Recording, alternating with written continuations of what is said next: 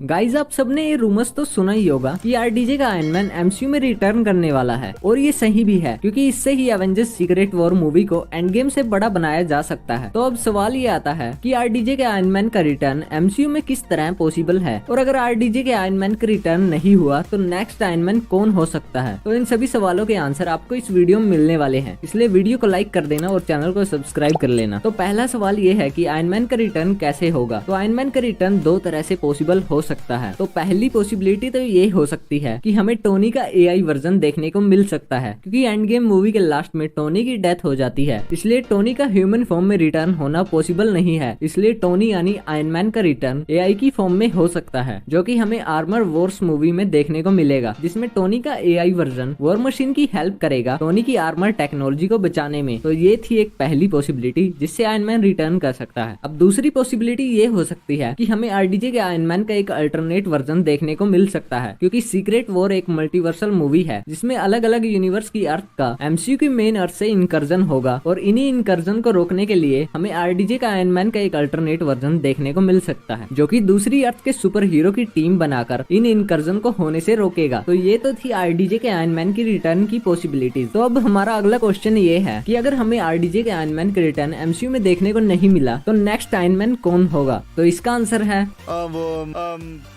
मैंने अब और आप लोगों को गर्मी नहीं लग रही?